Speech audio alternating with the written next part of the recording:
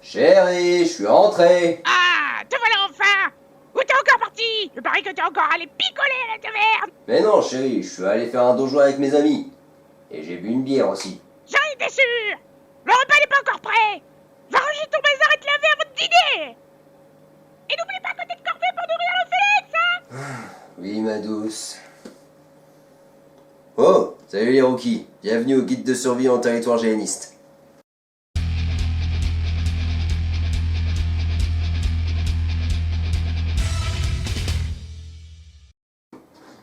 En GN, pour faciliter leur immersion dans leur personnage et dans l'univers, les joueurs sont équipés de diverses pièces d'équipement et utilisent différents items.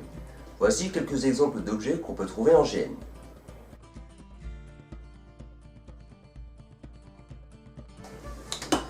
Mis à part si vous êtes nudiste, vous portez des vêtements dans la vie de tous les jours, non? Bah en GN, c'est presque pareil. Il y a un minimum syndical à respecter, autant pour soi que pour les autres. En fonction de la race, de la classe et de son rang, la tenue donne toujours la première impression aux autres. À l'attention des débutants, commencez vos premiers GN avec une tenue simple, composée comme par exemple une tunique, à manches longues ou à manches courtes, d'un pantalon. On peut aussi trouver des robes, autant pour les femmes que pour les mages. Et après, je vais pas citer tout ce qui est cap et tous les autres. Bon. Maintenant, passons aux armures.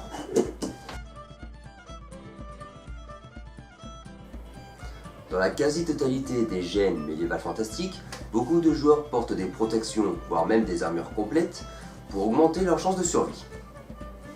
En fonction de son type, les armures donnent un certain montant de points de protection. Voici quelques exemples.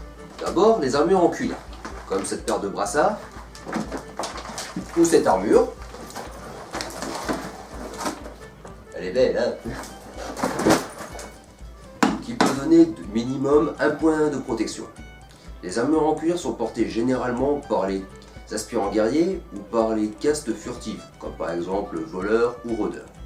Ensuite, on peut trouver les armures de maille, comme ce Aubert, composé d'anneaux, un peu plus lourd que l'armure en cuir, qui donne minimum 2 à 3 points de protection, et souvent porté par les guerriers. Et pour finir, le nec plus ultra pour tous les combattants souhaitant combattre en première ligne, les armures de plate, comme par exemple cette paire de jambières, ou ce casque. Maintenant, passons au vif du sujet, les armes. Lors des affrontements, les joueurs utilisent des répliques d'armes médiévales en latex pour éviter les blessures, et n'oublions pas, ça reste un jeu avant tout. Il y a 20-30 ans en arrière, lors des premiers GN, on faisait des armes en 2 GN comme celle-ci. Elles n'étaient pas aussi sécuritaires et esthétiques que celles qu'on a maintenant. Et elles étaient faites avec des tubes de PVC, d'isolation et du bric-à-brac. Actuellement, beaucoup d'associations utilisent ce genre d'armes lors des initiations et on peut en retrouver dans certains GN, mais elles se font de plus en plus rares. Au cours de ces dernières années, des entreprises se sont mises à fabriquer des armes en latex, comme cette épée, beaucoup plus safe et sécurisante pour les joueurs, et beaucoup plus esthétique, ce qui est favorable à l'immersion. Beaucoup d'ateliers sont apparus proposant de créer l'arme de vos rêves à partir de schémas. C'est le cas entre autres de l'atelier Nemesis, la Forge Alanaise et l'atelier Manmaker.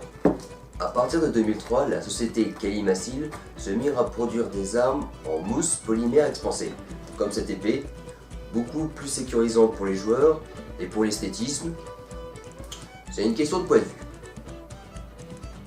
Après, en GN, on peut trouver n'importe quel type d'arme en réplique, comme des épées, des masses à élect, des dagues, des projectiles divers et variés, des rouleaux à tapisserie, et même des boucliers pour se protéger des coups, bien sûr, et fait aussi en mousse et en latex. Pour qu'un personnage de GN soit crédible, il ne faut jamais négliger sur les détails, que ça soit autant dans son histoire que dans son apparence. Et pour ça, rien ne vaut que des accessoires, comme par exemple un grimoire pour un mage ou une chope pour un guerrier nain. Comme mentionné plus tôt, les organisateurs mettent en jeu différents objets pour faciliter l'immersion. Parmi les classiques, on peut trouver l'argent, qu'on utilise pour différentes transactions et aussi pour les réparations auprès du forgeron et acheter des potions à l'alchimiste, mais aussi des matières premières ou alors des objets de pouvoir qui peuvent des fois aider à régler des problèmes en GN. Et généralement les problèmes c'est pas ce qui manque. Bon les rookies, je vous laisse, j'ai un phénix à les nourrir. Allez, voyons. Faisons attention. Déjà.